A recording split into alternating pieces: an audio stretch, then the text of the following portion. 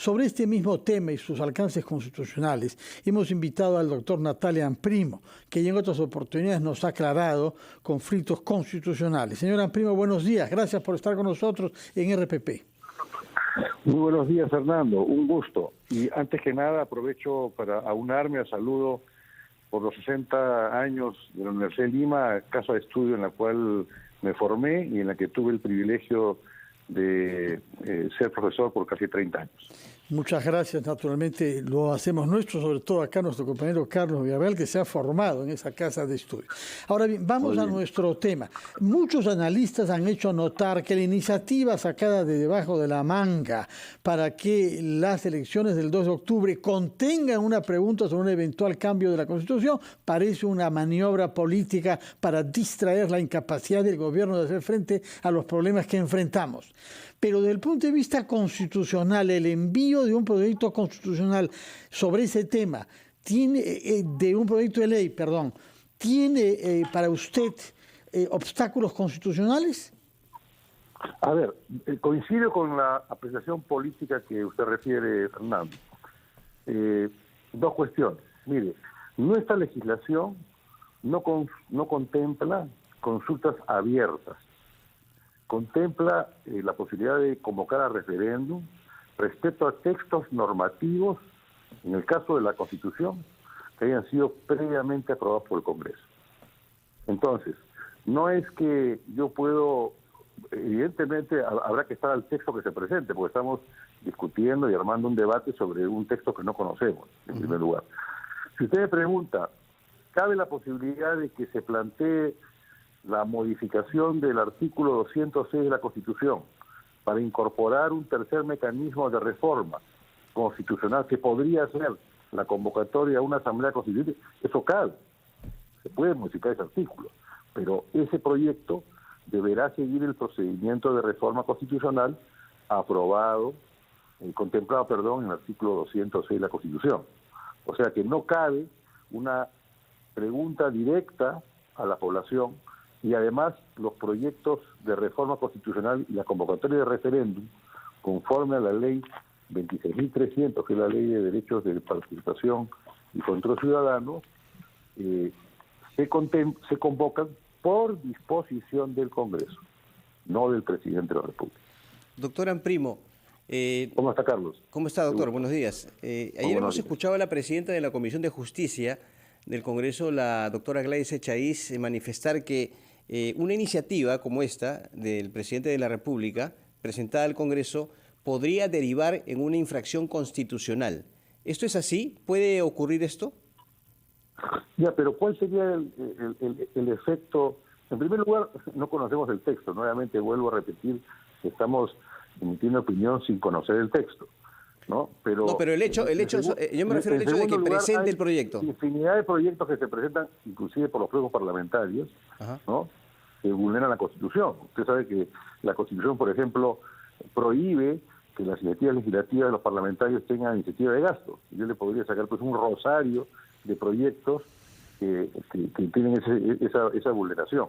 Entonces yo creo que el camino para un proyecto de ley que resulta contrario a la Constitución es el archivo. Inclusive, fíjese, nuestra sistema constitucional contempla que el Tribunal Constitucional declara inconstitucional una ley dada por el Congreso, y eso no implicaría, pues, la infracción constitucional de los parlamentarios. O sea, hay que tener cuidado y mesura. Yo creo que no se puede, diríamos, muchas veces por generar un titular, no me refiero a la doctora Echaíz en particular, pero muchas veces por generar un titular, yo noto que se fuerzan figuras jurídicas para generar una suerte de noticia, pero en el fondo lo que se está haciendo en gran medida es debilitar la institucionalidad, ¿no? O sea, perdón, doctor, en concreto, o sea, la presentación de este proyecto de ley no generaría una causal de denuncia constitucional al presidente de la República. Le pido por favor que nos espere un minuto porque tenemos que cumplir con los titulares y regresamos para su respuesta, por favor.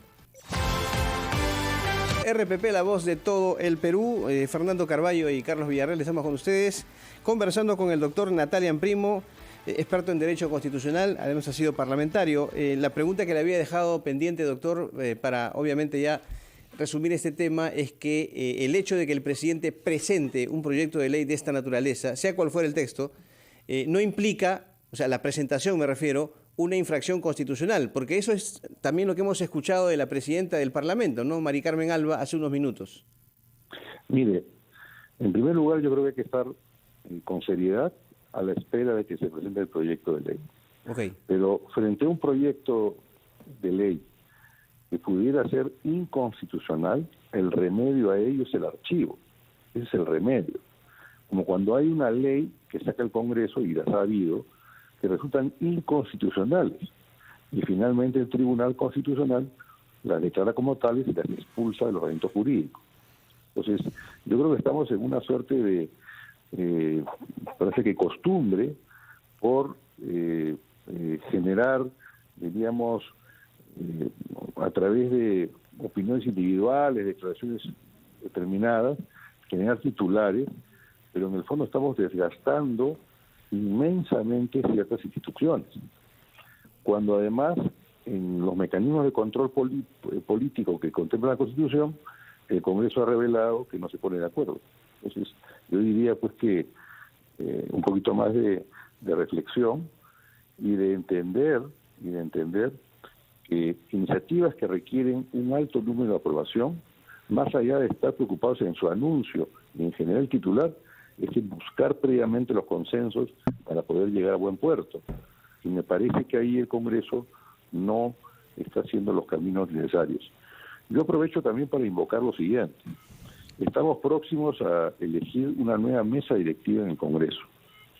Yo creo que las bancadas parlamentarias deben dejar de lado sus cuotas partidarias y elegir una mesa de gente con trayectoria, con experiencia, con aplomo, que permita que realmente haya una actuación del Parlamento respecto a la cual podamos entender que se está cumpliendo cabalmente el rol que la Constitución le contempla.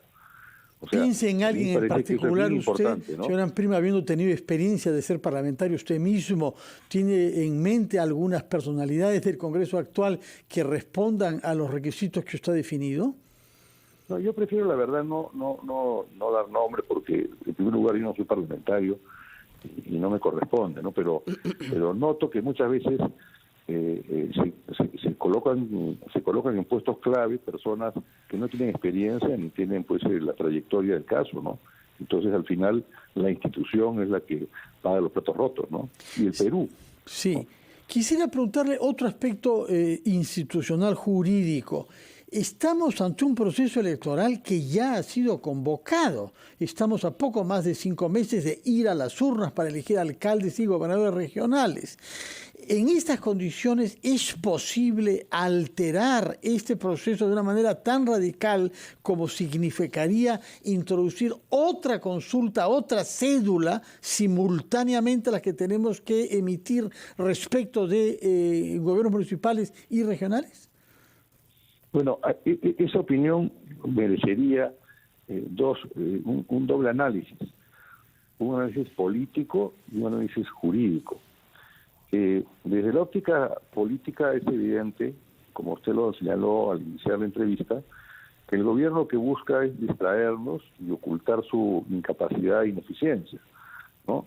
Yo creo que el país vive una situación caótica, fruto de la inacción y el desacierto, o lo que el propio presidente llamó metidas de pata, ¿no? Y no sería extraño que este comportamiento o inacción responda a un plan que busca confrontar, que busca profundizar diferencias, que busca generar violencia y, ¿por qué no?, enfrentar a peruanos contra peruanos. Porque solo así, Fernando, yo entiendo las declaraciones del señor presidente del Consejo de Ministros y de varios ministros. ¿Qué mueve esto? Yo creo que esta situación lo que está pretendiendo es crear un escenario tipo lo que ocurrió en Chile, para que ante la falta de gobernanza, ante el caos, se vea la convocatoria a una asamblea constituyente como una válvula de escape, ¿no? Que fue finalmente lo que ocurrió en Chile y veamos hoy día cuál es el camino que están teniendo, ¿no? Entonces, por un lado, la posibilidad legal de que se pueda aprovechar la elección municipal y regional para llevar adelante un referéndum en la medida en que sea conforme a la Constitución y de acuerdo al procedimiento del artículo 206, puede ser viable, jurídicamente me refiero, pero políticamente es inconveniente. En primer lugar porque ya lo dije, responde a esta suerte de situación de, diríamos, distraernos, pero además porque va a afectar, si fuera viable la propuesta, va a afectar las elecciones regionales y municipales, que en principio deberían ser elecciones locales, ¿no? Entonces, evidentemente lo que pretendería el gobierno con una propuesta como esa es tratar de llevar agua para su molino, de suerte tal que la población crea que los defectos, las deficiencias, la mediocridad que vemos en el gobierno se debe a que no hay un texto constitucional que les permita desarrollar, y los que se oponen son los que quieren que siga el caos, que siga el desastre, que siga la mediocridad. Como si la reforma a la Constitución va a convertir diríamos, en eficaz lo que es mediocre, o en exitoso lo que es un desastre. Doctora Primo, sí. Hay también la posición de un buen grupo de parlamentarios que señala lo siguiente: el presidente envía este proyecto de ley al Congreso, se sabe que en el Congreso no va a pasar, ¿cierto? No hay los votos para la aprobación, y entonces que esto sea una especie de argumento para justificar un posible cierre o disolución del Parlamento. No sé si hay alguna base de carácter constitucional para llevarnos a ese escenario. Ya, pero lo cierto es que no se podría, porque no se olvide usted que la normativa, me refiero, seguramente usted está insinuando que el presidente del Consejo de Ministros fuerce una cuestión de confianza, ¿no? Me refiero, presumo que... Claro, por eso la pregunta si hay una base de carácter constitucional, porque esto es lo que... ese es el temor o la preocupación de un sector político del Congreso, que lo que se busca es esto realmente, disolución. Ya, pero no procede la cuestión de confianza respecto a reformas constitucionales. O sea que si el presidente del Consejo de Ministros hiciera una cuestión de confianza sobre esta materia, resulta improcedente. De acuerdo, señora Primo. Tomamos nota entonces de que no es posible sobre temas constitucionales plantear una cuestión de confianza. Permítame que aproveche su presencia en el micro para hacerle una consulta de una noticia que nos ha llegado recién. La Corte de Justicia de California ha denegado el habeas corpus presentado por Alejandro Toledo para que no se le extradite al Perú. Ahora que ya hay esta decisión judicial, ¿qué corresponde en el proceso de extradición del expresidente? Bueno, lo que corresponde es que Estados Unidos, digamos, apruebe la extradición, ¿no? Yo entiendo que estaba a nivel de apelación, o iba a ser resuelto. Sí. No estoy muy al tanto del caso. Y la noticia puntual, nos acaba de llegar, lleva fecha del viernes 22, pero se ha publicado hoy. La Corte rechaza el habeas corpus que había presentado por la defensa de Alejandro Toledo. Ya, pero el habeas corpus es una medida de urgencia que pretende suspender algo. Sí. Yo no sé si el procedimiento de extradición había concluido o faltaba también que una corte lo ratifique. Eso es la parte que no tengo claro. Pero en todo caso, mire, lo que nos puede dejar como conclusión, y me parece positiva, es que las personas que tienen un alto cargo o que son parte del gobierno o que han tenido la voluntad popular, han recibido la voluntad popular para ser nuestros representantes, tienen que dar cuenta de sus actos, tienen que responder ante la justicia. Y vemos una vez más cómo personas que se han llenado la boca respecto al tema de la corrupción, finalmente terminan siendo corruptos. No es el único caso. También lamentablemente tenemos Vizcarra, que hizo toda una campaña sobre el tema de la corrupción y ya vimos cómo terminó.